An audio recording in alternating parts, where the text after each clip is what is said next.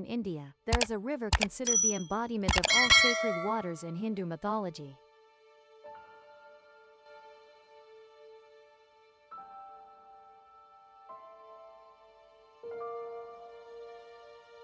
A river tens of millions of years old has become the cradle of ancient Indian civilization. A river that Indians have revered and cherished for generations. They call it the Ganga River, or as we commonly know it, the Ganges River. To this day, this river retains its original value for the majority of Hindus, as they still regard it as the gateway to religion, culture, love, and national pride. The areas along its course are intertwined with memories of India's history, including hopes, fears, victories, and defeats. However, in the eyes of the international community, the sacred Ganges is gradually dying, as it is now among the world's most polluted rivers and is essentially ecologically dead. S video, let.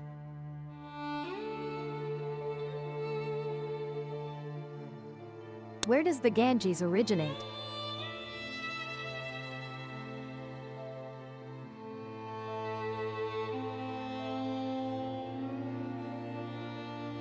The Ganges or Ganga is a 2,525 kilometers transboundary river flowing through India and Bangladesh. This river originates from the Himalayas in the Indian state of Uttarakhand. Specifically, it receives water from the Satapam and Bhagirathi glaciers, then follows the Alaknanda River and flows to the town of Gaprayal. However, in Hindu mythology, the source of the Ganges draws water from the Gangotri Glacier at 3,892 meters above sea level, then follows the Bhagirathi River and flows to Gaprayal to merge with the Alaknanda. From here, it is officially called the Ganges or Ganga River. From Gaprayal, the Ganges continues south and southeast, receiving additional water from the Yamuna River at Allahabad city. This river has its source in the western Himalayas of India. From here, the Ganges begins its eastward journey, gathering water from tributaries and passing through major cities of the billion-person nation, such as Varanasi, Kanpur, Patna, and Bhagalpur before entering Bangladesh and being renamed the Patna River. It then merges with the Brahmaputra River near central Bangladesh. The Brahmaputra is the downstream section of the Yarlung Tsangpo River in China. At this confluence, it flows southeast for about 100 kilometers and merges with the Meghna River. From here, the river takes the name Meghna and flows south and empties into the Bay of Bengal. If considering the Ganges, Brahmaputra, and Meghna river systems together, their basin area reaches 1,999,000, making it the second largest river on Earth in terms of water discharge after the Amazon, with an average flow of 38,129 to 43,900 cubic meters per second, roughly 2.5 times the average flow. But considering the Ganges alone, it has a basin area of 907,000 square kilometers and an average annual flow of about 18,691 cubic meters, slightly higher than the Mekong's 795,000 square kilometers and 16,000 cubic meters per second. Simultaneously, the delta formed by this river is known as one of the most fertile and densely populated regions in the world, with over 400 million people living there.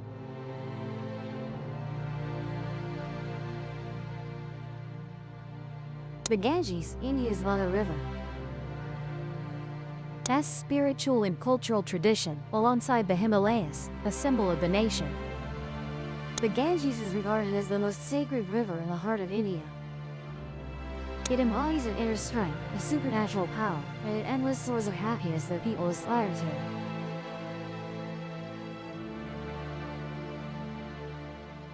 to. A place of religious connection. The Ganges is mentioned many times in ancient Indian myths and legends through associations with gods like Shiva and Vishnu. Accordingly, this river is the abode of a goddess capable of purifying all impurities of earthly life, the goddess Ganga. She is depicted as a beautiful woman riding on the back of a Makara crocodile. There are various legends about how goddess Ganga came to earth, but the most interesting one revolves around King Sagara. It begins in a ceremony to bless the kingdom, where the sun god stole a horse from the king. This led 60,000 princes to chase. During the pursuit, they disturbed a sage meditating in the deep forest, angering him, and he used his fiery gaze to burn the princes to ashes. Upon hearing the tragic news, the king was deeply grieved that the prince's soul for wandering, so he pleaded with Lord Shiva to liberate their souls. Lord Shiva then summoned goddess Ganga to descend by channeling water from the heavens through his hair and feet to the earth, flowing to where the princes were burned, instantly liberating their souls. To honor the goddess's merit, they named the newly created river after her, and thus the sacred river in Hindi is called Ganga. That is also why, among the many rivers in India, people choose only the Ganges to immerse themselves in and wash away sins. They believe that the sacred water here will purify those who immerse themselves in it and help people escape the cycle of life and death. Thus, every dawn, all religious activities spring to life with vibrancy and bustle. While Hindu priests go to the Dunjuang river mouth, raising fire torches towards the rising sun and murmuring prayers, the people flock to the Tangoi River, lighting candles and offering flowers. It is precisely because of their reverence for the Ganges River that Hindu followers choose this area to perform cremation rituals. The body will be carefully wrapped in layers of red or white cloth and then placed on a pyre made of wood. After cremation, the ashes will be scattered across the river's surface to help the soul be purified, freed from suffering, and quickly transcend to the other shore. The Ganges, the lifeline of India.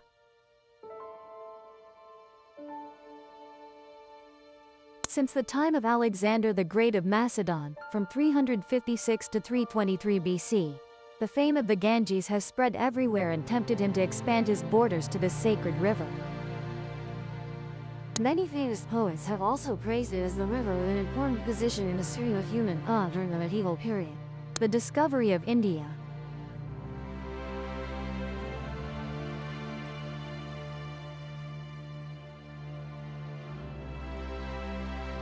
The story of the Ganges from ancient times to the present is the story of Indian civilization and culture, the rise and fall of great and proud cities, of human adventures, of life and death. Therefore, the Ganges is considered the lifeline of India as its flow runs through major cities and industrial centers, becoming the main water source for over 400 million people, while also serving as a waterway connecting cities with rural areas. It also plays an important role in India's economy. In the consciousness of Indians, the Mother River, along with the Brahmaputra and Indus rivers, has created a fertile delta region called the Indo-Gangetic Plain, also known as the North Indian Plain. This area is also one of the places with the highest cultivation density in the world, with main crops being rice and wheat growing rotation. Additionally, people depend on the Ganges for their livelihood through fishing. The development of the fishing industry on the Ganges has generated significant income for communities and contributed substantially to the local economy. This river is also the sole habitat for about 2,500 to 3,000 Ganges river dolphins and over 1,000 Indian crocodiles. However, currently, these two species are respectively classified by the International Union for Conservation of Nature as critically endangered and endangered. Unique tourist destination. Not only significant for the Indian people, the Ganges is also an attractive and unique tourist destination for many international visitors. Most people choose to visit Varanasi and take a boat on the Ganges to witness water burials and cremations along both riverbanks. This will undoubtedly be the most unforgettable experience of a life. According to Indian belief, Varanasi is the abode of Lord Shiva and the most sacred among the 7 holy cities of Hinduism. This is also where Lord Buddha delivered his first sermon after attaining enlightenment. Followers of Buddhism and Hinduism firmly believe that visiting this land gives them the opportunity to encounter gods and goddesses.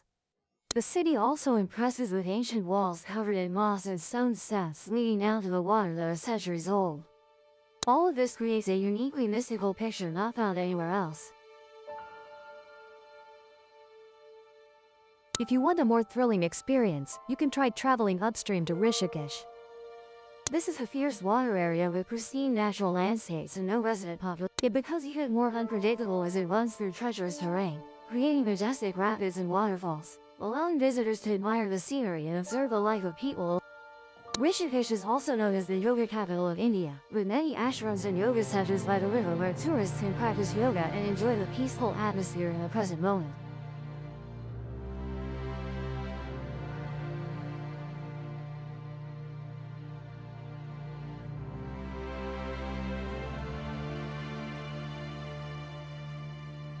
Among them is Kumbh Mela, the largest religious festival in India with hundreds of millions of participants. It is held in a cycle of approximately every 12 years and lasts for several weeks. But recently, this festival has been planned to be held every 3 years, rotating among 4 pilgrimage sites on India's sacred rivers.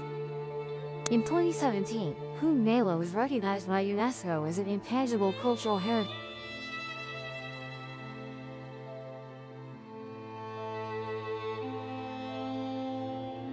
From a sacred river to the world's most polluted river. Looking at the Ganges today, few would think it originates from a clear water source on the icy Himalayas and was once a river with a pristine ecosystem. Now it has become excessively polluted on its journey through developing cities, industrial centers, and millions of Hindu devotees. Some statistics show that bacteria in the Ganges are 800 times higher than standard water quality. The World Health Organization estimates that about 1.5 million Indian children die each year from diseases stemming from water pollution, while the Ganges provides over 40% of water for the Indian. The World Bank also states that healthcare costs to treat water pollution-related diseases amount to about 3% of the country's GDP. Among these, the stretch flowing through Varanasi is the most severely polluted, with many areas where the water turns turbid red, occasionally showing white foam, and according to official standards, it is unsafe for bathing. Along with increasing pollution, water scarcity has also become severe as some sections of the Ganges have nearly dried up. Around Varanasi, where the river once had an average depth of 60 meters, now in many areas it is less than 10 meters. Causes of pollution. The primary reason the Ganges has fallen into this state is the population growth along its banks. This has put pressure on an economy primarily reliant on agricultural activities. Gradually, cultivated land has replaced almost all of the original natural vegetables. In the 16th and 17th centuries, the upper Ganges Delta nurtured rare animal populations such as wild Asian elephants, Bengal tigers, Indian rhinoceroses, owls, and Indian lions. But by the 21st century, the numbers of these species have significantly declined because the natural forests here have been almost completely wiped out. The need to provide water for over 400 million people living there seems to have exhausted the Ganges. As it flows through the plains, its once clean and mineral-rich water begins to collect toxic waste from the very people who depend, including millions of liters of sewage, pesticides, animal carcasses, and even human remains. While industrial pollutants account for a smaller proportion of pollution in the Ganges, they have a major impact on the environment and people's health. From pharmaceutical companies, electronics factories, textile industries, paper manufacturing, leather canning, fertilizer production to oil refinery, all discharge wastewater into the nearby river. They include hydrochloric acid, mercury, detergents, dyes, and other heavy metals. All flow out from drainage pipes and form foam floating on the river surface. Many sections of water have turned dark. With this enormous amount of waste, India's waste treatment system has been unable to work effectively. A 2016 report by the Center for Science and Environment showed that about 78% of waste in India remains untreated. Many Indians cannot help but feel frustrated and blame poor management, as well as technological shortcomings of the country. An even sadder reality is that even the love of Hindus has killed the river. Due to religious traditions, millions of people come here daily to bathe, believing they will be cleansed of sins. Not stopping there, people also release flowers and food contained in small cardboard boxes or on plastic plates into the river as a way to make offerings to deities. Hindus also consider the banks of the Ganges one of the most auspicious places to die and be cremated. The ashes are then released into the river and carried away by the water. In Varanasi alone, it is estimated that about 40,000 bodies are cremated. Even many families who cannot afford cremation leave the bodies intact and release them. Scientists have shown this is the cause of superbugs forming in the waters of Varanasi, and there is also a good place to die and be cremated. The next cause comes from the appearance of numerous dams blocking the natural flow of the Ganges. India, like many other countries, is exerting itself in a global economic race. While China builds numerous hydroelectric dams on the Mekong, India is not far behind with the launch of many hydroelectric plants on the Brahmaputra and hydroelectric plants on the Teesta River. One of the prominent projects on the Ganges river system is the built on the Bhagirathi River, one of the 2 headstreams of the Ganges. This dam was completed in 2006, with a height of 260.5 meters. This is the tallest dam in India and the 12th tallest in the world. Although built with earth and rock, this reservoir has a capacity of nearly 4 billion cubic meters. The Terry hydroelectric plant has a capacity of up to 1,000 megawatts, including 4 units, and is currently being adjusted to increase capacity to 2,400 megawatts. Although bringing huge economic benefits, the Terry Dam has been a focus of controversy due to environmental issues.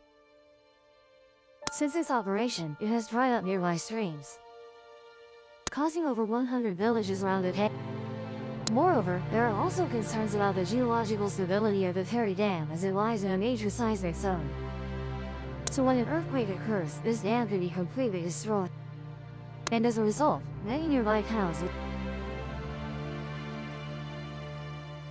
One of the other famous structures is the Faraka.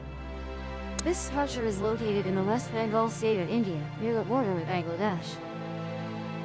Construction began in 1962 and was completed in 1970. At a cost of $208 million, approximately $1.3 billion. The purpose of the Faraka project is to divert water from the Ganges and Hooghly River. That is from January to June each year, and flush accumulated sediment from Kolkata port without needing machinery for regular. But after operation, it was observed that the water diverted from the Faraka barrage is insufficient to flush all silt from Kolkata. On the contrary, it causes excessive siltation in the Ganges, along with increased salinity also leading to desertification. In addition, the construction of the Faraka barrage has created when this dam nearly cut off water supply to Bangladesh, where over 80% of farmers depend on water sources from India for cultivation. After the dam's completion, numerous political and diplomatic activities between took place from 1974, focusing on sharing water. In 1976, the United Nations intervened, requiring India to negotiate with Bangladesh. The two countries signed agreements that lacked long-term commitments. By 1996, the Ganges Water Sharing Treaty was signed between both parties. It established a water sharing agreement for and recognized Bangladesh's rights as a downstream riparian country.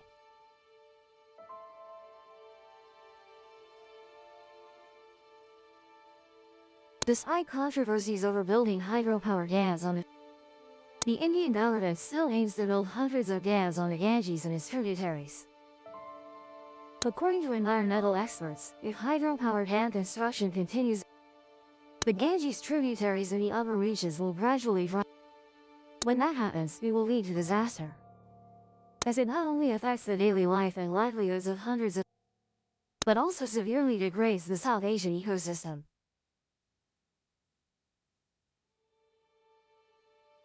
Besides human impacts, the Ganges is also affected by climate change. With global warming over the past 40 years, the glaciers in the Himalayas are melting, while they are vital life sources for Asian rivers, including the Indus and Ganges rivers in India. In 2007, the Intergovernmental Panel on Climate Change, the glaciers supplying water to the Ganges are at risk of disappearing by 2030.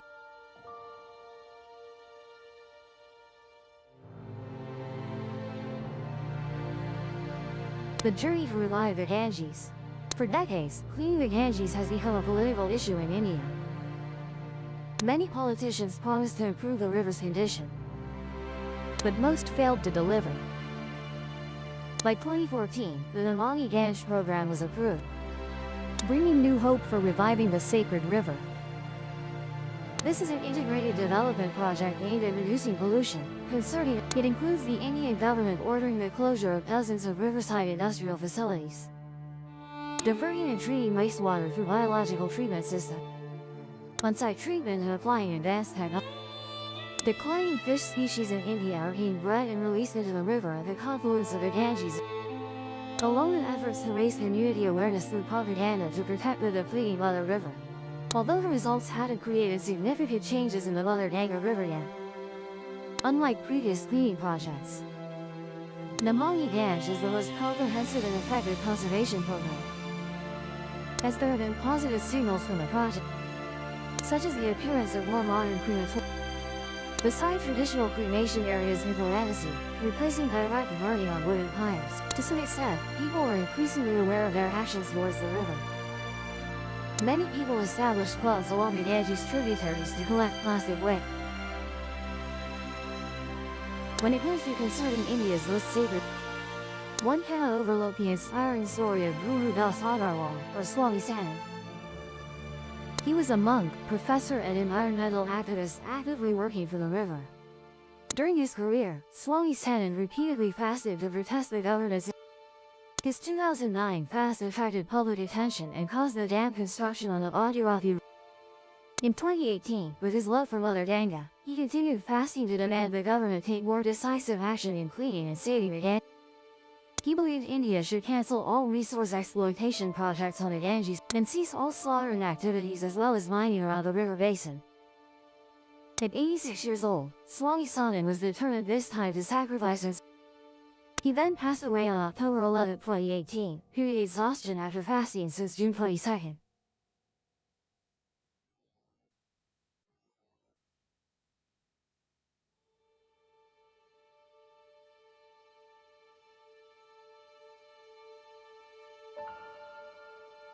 Thus, if India does not quickly take more practical actions to preserve the Ganges River, this issue will not only affect the ecosystem and environment but also increase public discontent. However, to conclude the story of the Ganges River, India likely still has a long way to go, as it is not simply about solving economic and infrastructure problems, but also about changing the perception of an entire religious community with ancient traditions. These are some issues regarding the Ganges River, the most sacred river in India. Hello and see you again in the next video.